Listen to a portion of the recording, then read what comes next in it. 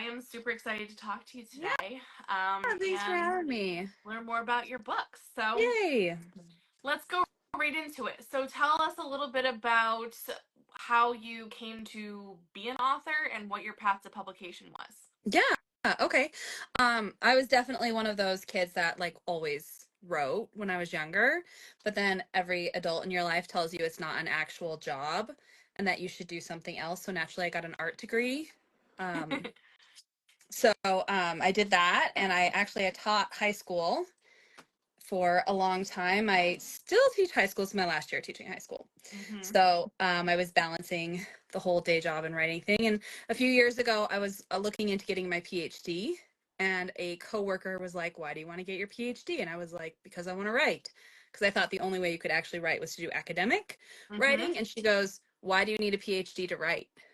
And I was like, "Oh, really good question." Mm. So I started writing creatively again. And this was probably, this was 2015 or 2016. And I joined a critique group and started getting more active with that. And I have an abandoned pen name that has 20 books under Oh, it. wow. So my first one I did submit and did like the whole thing. But I Mm-hmm. had a few people that I met through my local writing organization who were indie published, and they welcomed me and helped kind of show me the basics. And I went from there. So, That's yeah. great. Um, and so for this book, what do you enjoy most about writing in this genre?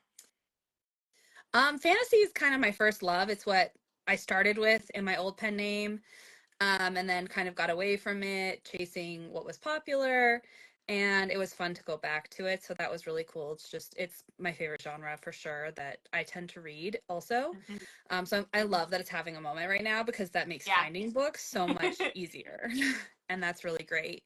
But this one was fun because it was a few years in the making. I really wanted to do something based on a particular Greek myth. And I wanted Mm-hmm. to pull in some mythical creatures like vampires and fae. And I didn't really know you could like mix all of those. At the Mm-hmm. time, it felt like there were still kind of rules. And then a few other authors started mixing those things, like the paranormal creatures with the fantasy creatures. And I was like, it's time. Mm-hmm. So, because I had had this idea sitting there for a few years that I just wanted to get out there. So that was pretty cool. I think that's where I love that you can, there's so many less rules Mm-hmm. now. And so, especially with indie, you can blur the lines a lot more. And I love that.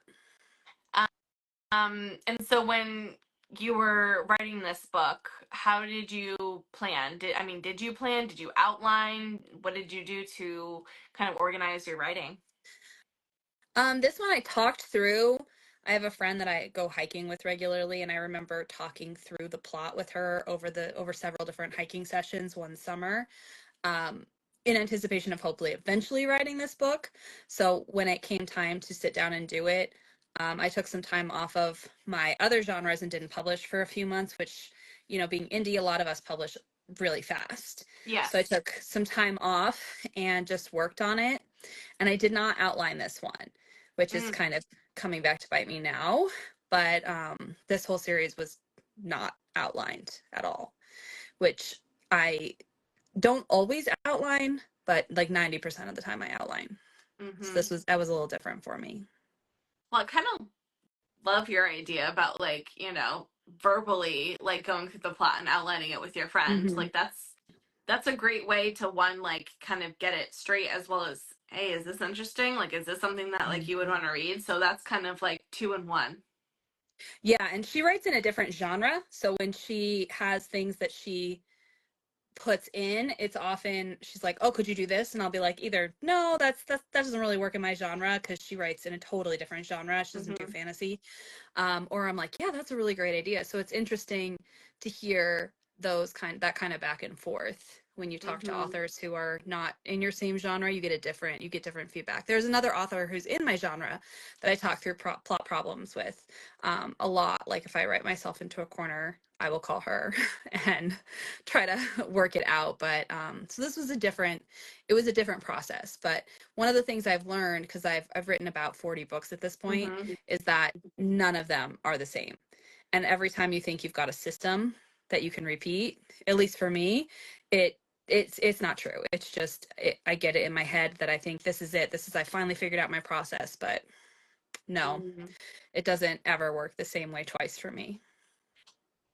Well, I think it's awesome that you're able to kind of reach out to, other Mhm. authors. And I think that that's something that I've seen in the indie community is that everybody's like so willing to help each other rather than like cutthroat, like buy my book, Mhm. like not don't buy her book sort of thing.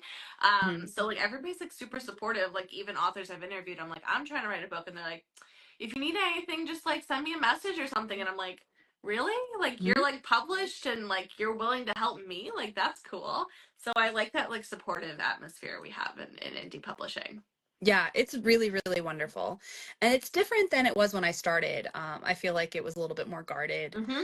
And there's certain genres I think are a little bit harder to build trust in with other Mm-hmm. authors.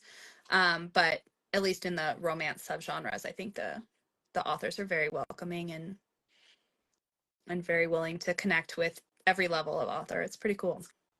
Great. And so when you're writing, what do you need in your writing space to help you stay focused and on task? Coffee, always.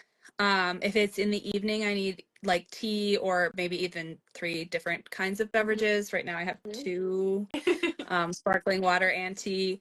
Um, if I'm on a deadline and I need a lot of words, I usually, honestly, it's so not healthy, but lately I've needed some kind of candy. Mm-hmm. Like the Nerds clusters have been a real big hit lately, just something to like chew on. That sounds weird, but it helps that like focus piece, I guess. Mm-hmm. I always write to music, always. So depending on what I'm writing, I'll change up the pace, whether it has it almost always has words, which a lot of people don't write to Mm-hmm. words, but I almost always do.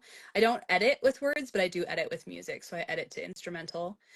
So I almost always have music like really, really loud. That's So cool. yeah. That's a talent that I definitely wouldn't have because I would start typing the words. Yeah, I think people are so different with that. Mm-hmm.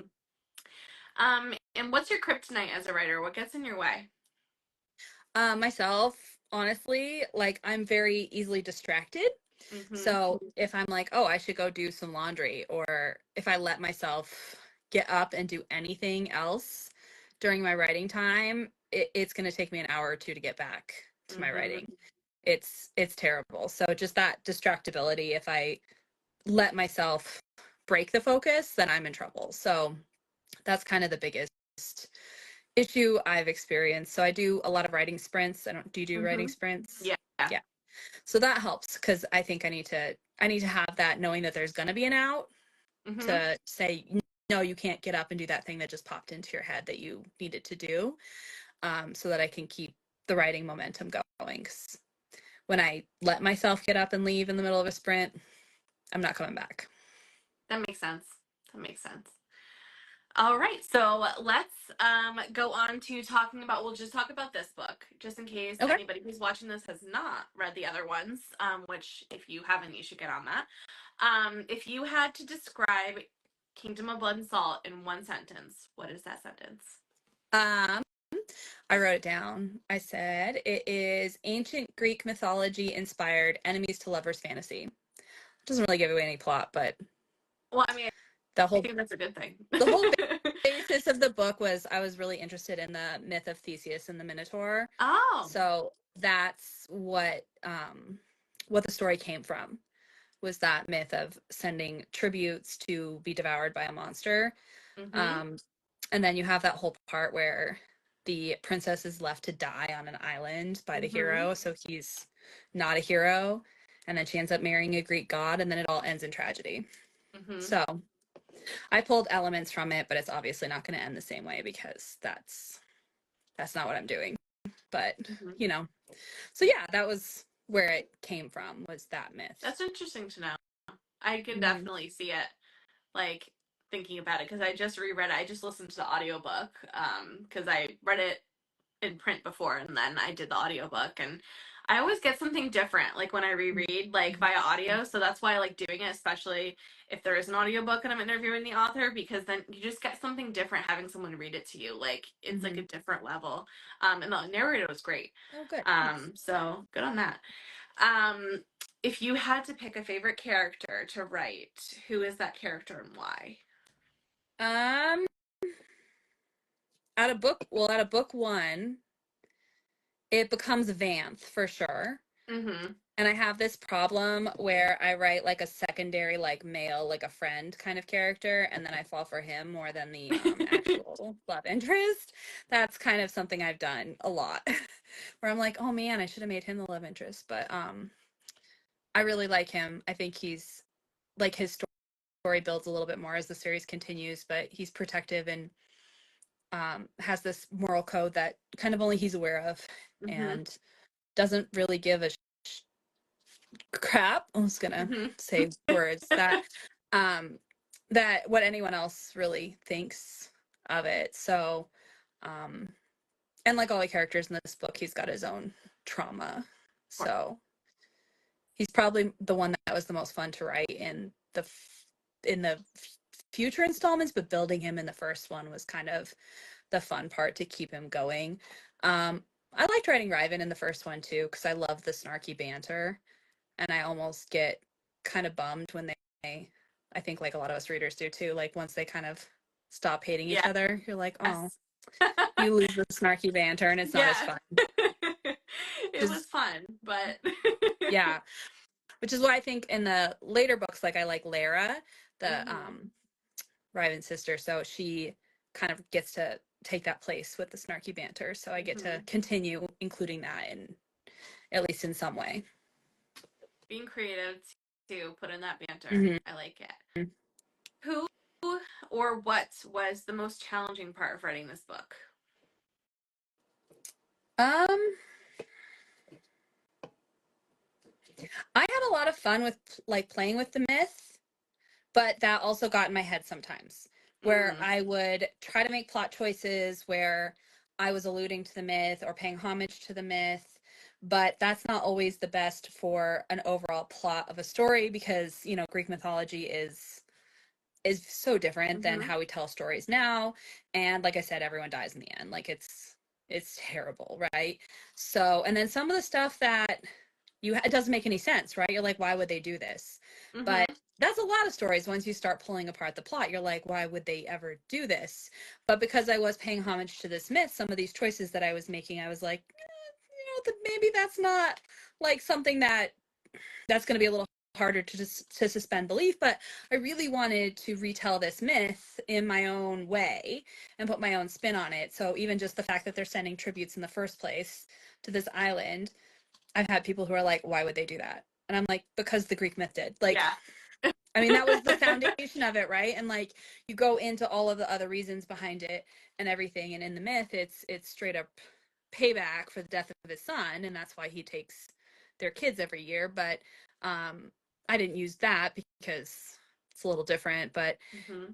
it was interesting because I'd get in my head that I had to make decisions to keep it similar to the story, but then the more freedom I gave myself to veer from it and to pull in some other elements from Greek mythology, the more fun I had with it. Mm. So, kind of if you're doing a retelling, I guess it sometimes it just got to my head to keep it more to the original. And I think it got to the point where it's pretty unrecognizable in a lot of ways unless you're really familiar with the story. But I don't think that's a bad thing. No, no.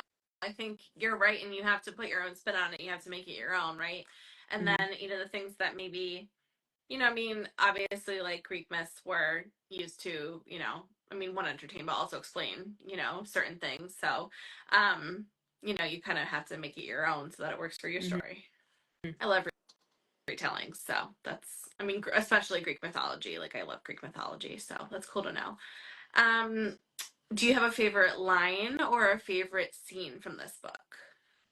From the first one, I really like, I don't have the line written down, but I really love the scene in the Black Opal where they go into the caves or Mm-hmm. into the water, into the hot springs. Mm-hmm. Because I have a thing for water. And I really like that concept of just, I don't know, anything with water I'm interested in. Rain, ocean. There's a lot of, obviously, like a lot with the ocean in this series, right? The like a bathtub is pretty significant, but I really love that scene where she's alone and she's finally like relaxing, and then he just invites himself in. And in real life, that would probably be like a huge turnoff, right? But because it's a safe space and it's a book, and because we know where it's going between the two of them, the fact that he just disrobes and joins her in a hot tub, essentially, I really love that scene. And I think it works for us. Yeah, and then he calls her out and then he leaves. Like, I don't know. I feel like we all thought while I was writing it, I was like, "Ooh, is this where they're finally going to do something?" And then they didn't, and I was actually kind of surprised myself while I was writing it. So I kind of loved that it's just kind of like this little bit of a preview of what's to come.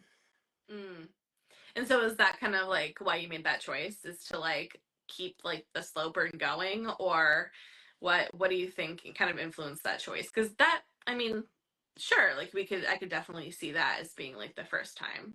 Yeah, I think when I write the spicier scenes, I don't actually know where they're going to go.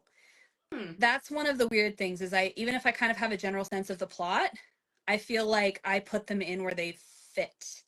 Does that make sense? Yes. I feel like it's an intuition thing where I'm like, nope, they weren't ready yet. It just wasn't time. So it just kind of depends on. So in this book, I don't think it happens till toward the end of the book. And I really, really thought it would be sooner when I was plotting, and it just didn't feel natural. So I just kind of put them where they feel natural.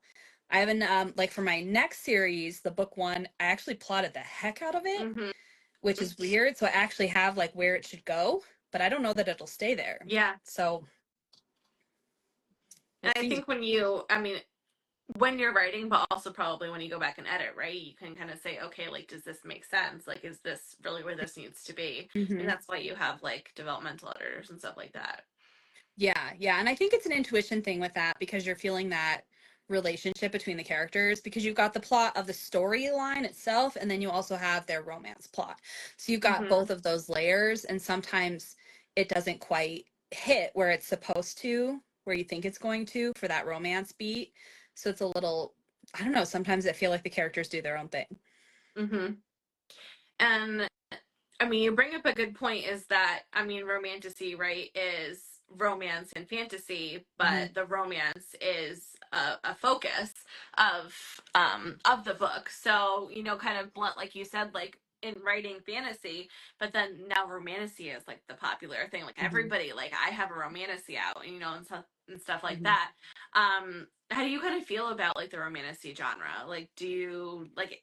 I mean, it probably existed before, but now we have a name for it.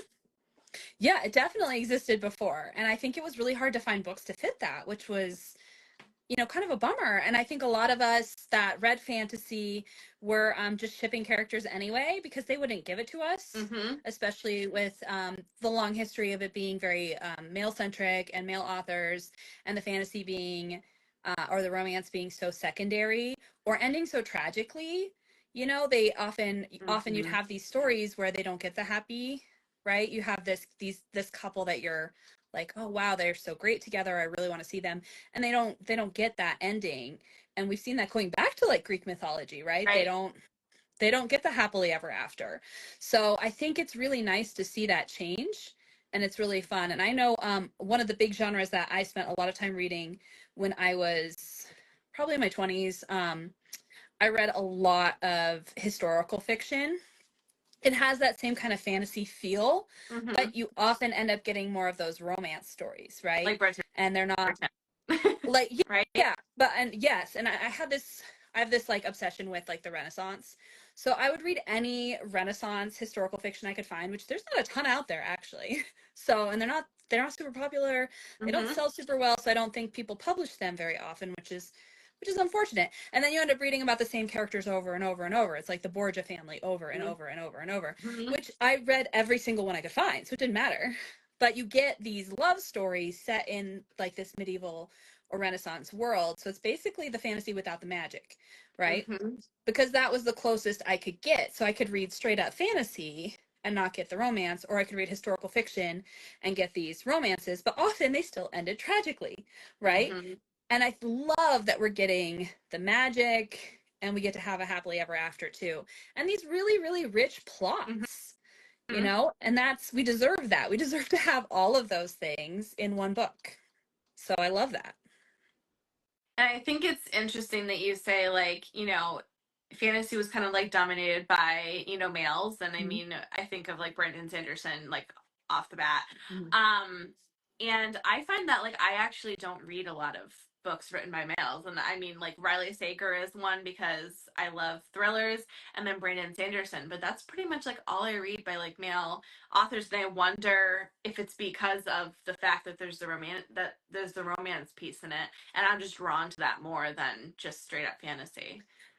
Yeah, and there's more options now too. Mm-hmm. There we didn't have all the choices. I mean, especially pre-indie publishing, you were limited to what traditional publishing was One do. putting out, right? Mm-hmm. And then you were limited to, if you didn't have the budget to go out and buy the new hardback every single time, you were limited to what your library had on stock. And I've Mm-hmm. read a lot of different interesting books because it's what the library happened to have. So there's an element of joy to discovering something that way, but being able to really customize what you really, really want and then find a book to that, which is what we're getting now, especially with things like resources with social media and book talk and people sharing and really explaining tropes. I mean, even as an author, I Mm-hmm. was like, oh, tropes? Like after a couple years of being a writer, I was like, I mean, I had a loose idea of what tropes were, right? But most of us don't start out writing with tropes in mind. We're just writing stories. Right. So that's something that has been explored and kind of promoted and shared. And I think it's interesting to hear it showing up so commonly in the reader spaces now, Mm-hmm. too. And I think people know what they want more, and then they can go and look for them. And you mentioned tropes, and I have like a reading journal. So when I do like arcs and things like that, I write down all my thoughts, and like in one of the boxes, I just write down the tropes that I'm reading. Like today, there was like arranged marriage, and there was like enemies to lovers and like one bed, and I was like, oh, there's the one bed, so write that down. It's like I didn't even know that was one. Like, I love that trope, so actually. I mean, there is what's her name, Audrey Lynn. She wrote Quartz Mountain, and she has a one elk trope because they both go on an elk together. I think That's that's really cool. funny. That's very cool. Yeah, we um see that. We see the one horse a lot in fantasy, right? yes, Where they have to one ride horse, the horse yes. together. Hmm. And so, when you write, maybe you imagine your characters to have certain qualities and things like that. But is there anybody in particular that you have in mind that exists in the acting world or model world that you would fan cast as your main characters? I don't for this series. I actually did find like um a model that I thought kind of looked the way that the characters might look that I sent to an artist when I first was commissioning character art for this series.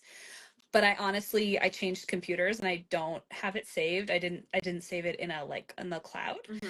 Um but it was like Pinterest boards where I was just looking at Mm-hmm. random pictures of people. So there's probably a Pinterest board on my I think I have an Alexis Calder Pinterest account that I think I'm going to use, and I use it when I'm plotting in the very beginning, and then it fades out as I give up on plotting and just start writing instead. So I thought about that because I saw your questions in advance, and Mm-hmm. I couldn't think of anybody. And I think I really like to keep my characters fairly open in terms of who could be them. Mm-hmm. um I think it could be anybody, really. Like you could throw anyone in there, honestly. And Pinterest boards, like I love those when authors like make them for their books or like their like work in progress, because they have like, I don't know, there's like always like cool pictures. You can just like always find like cool pictures that like somehow represent exactly what you want to like show. Hmm.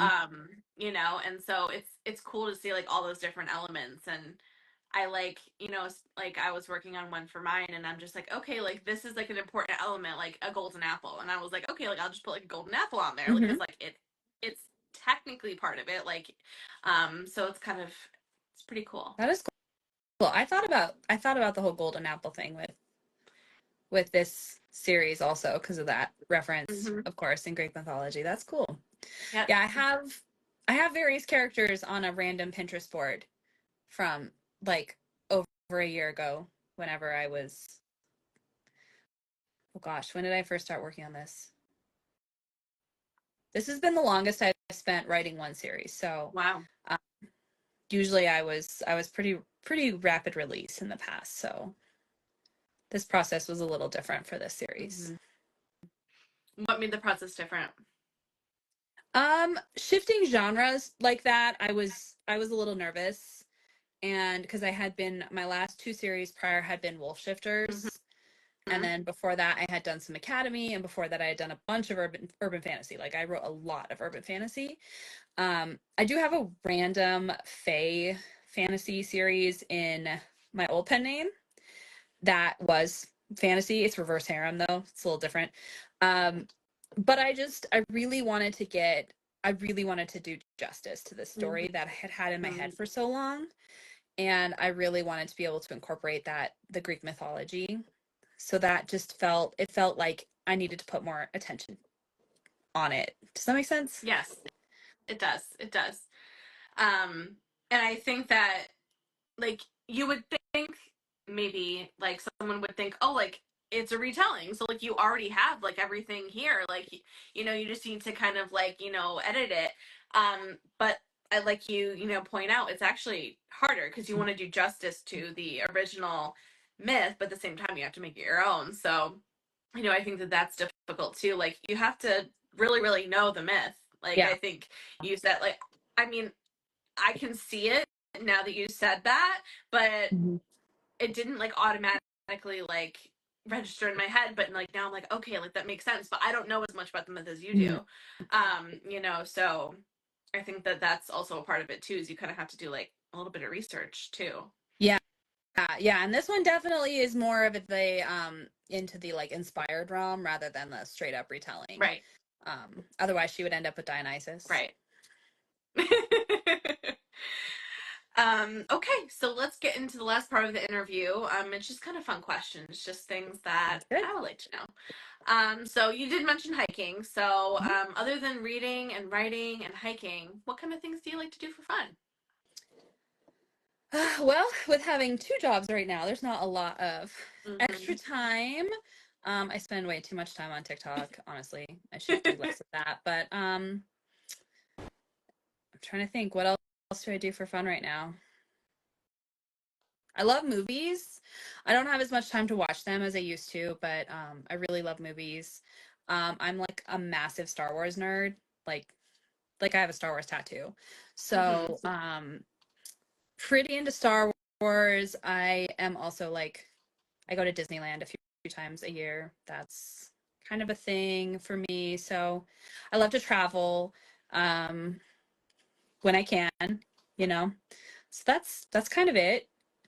It'll be interesting to see if I have more time for hobbies when I go down to just one job, but I kind of doubt it because I think I'll just get more obsessive with the writing Mm-hmm. aspect. That's what I anticipate. So, Well, but that's it's okay. it's really great though. Writing is so it's really really hard, but it's also really really fun. So there's something to be said for putting yourself into your work that like that, you know? Mm-hmm. Cool.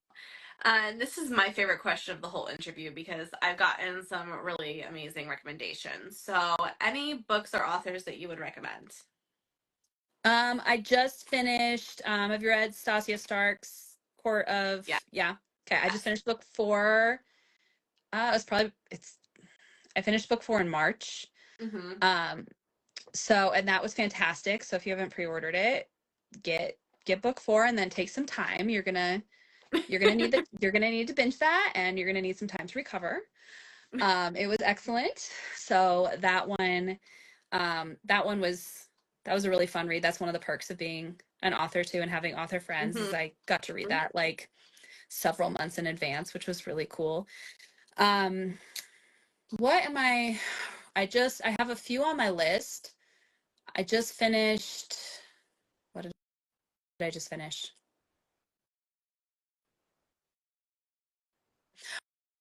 Oh, weirdly, I just reread Manacled. I haven't read it, but I know that it's getting trad published. I heard she was working on rewriting it to not be fanfic. She is going to rewrite it.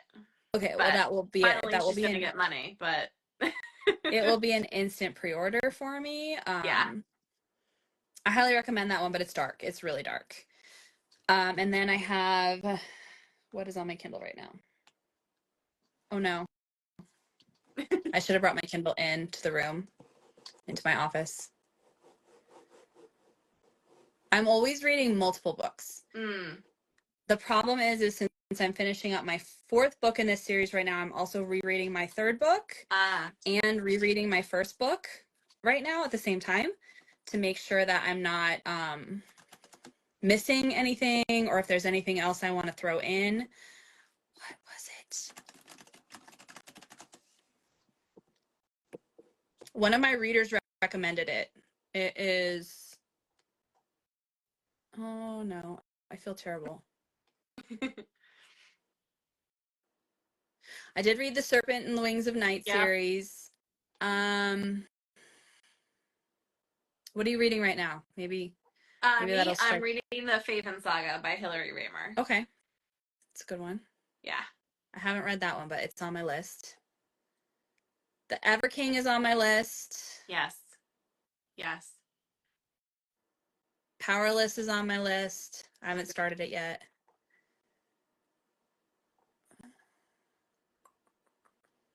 Oh no.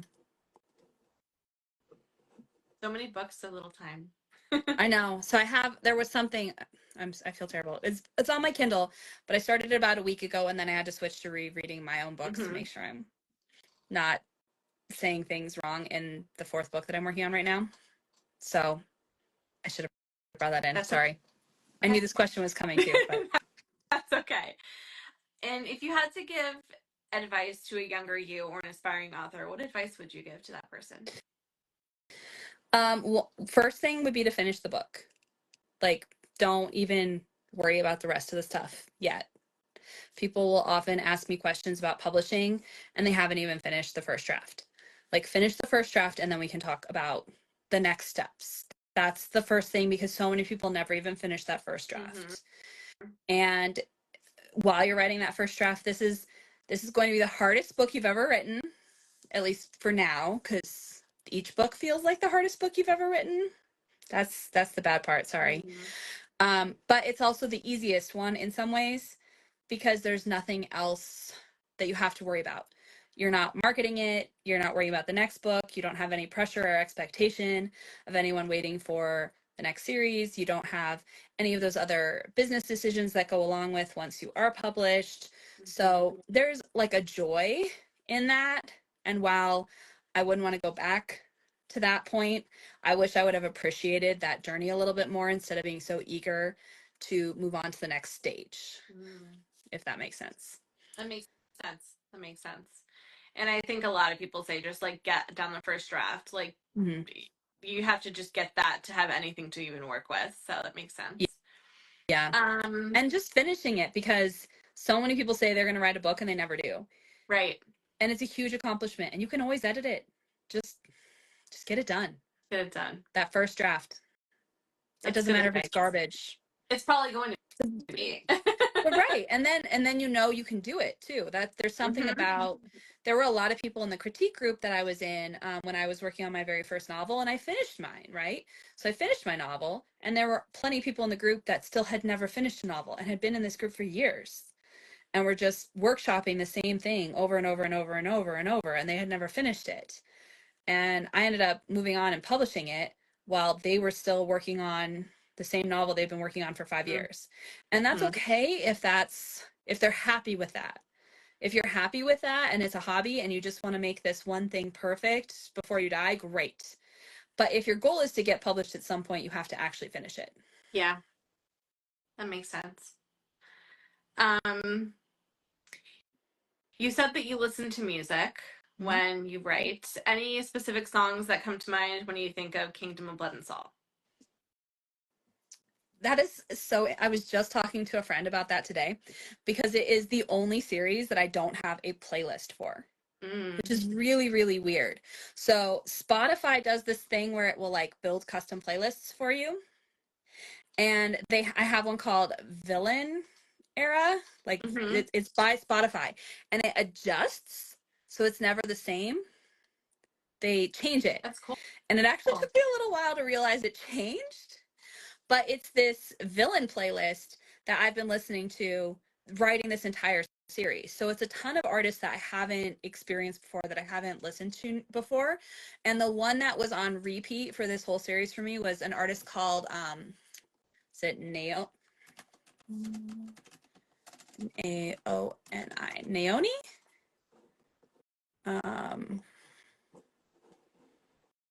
I want to make sure I'm giving the correct name.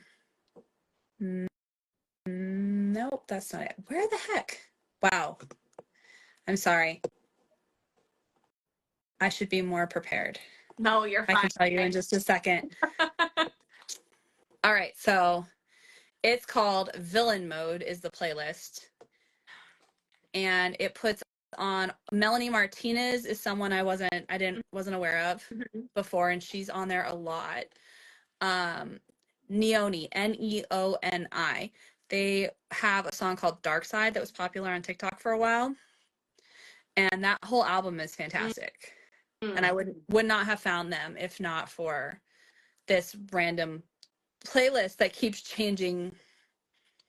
And I just keep going to this playlist every time. It's got like like Taylor Swift and Olivia Rodrigo pop on there, and then Dove Cameron and Melanie Martinez is on there a lot. And then I also get like My Chemical Romance and Kelly Clarkson and Halsey, and Fall Out Boy is randomly on there right now. Michael Bublé, one of his songs was on there for a while, but it keeps adjusting. And that's been kind of fun because I don't know those songs well enough for some of these new artists that I've never heard to be distracted and sing along with them. Right. So that's been really fun. Background music. Halsey's been on pretty good rotation.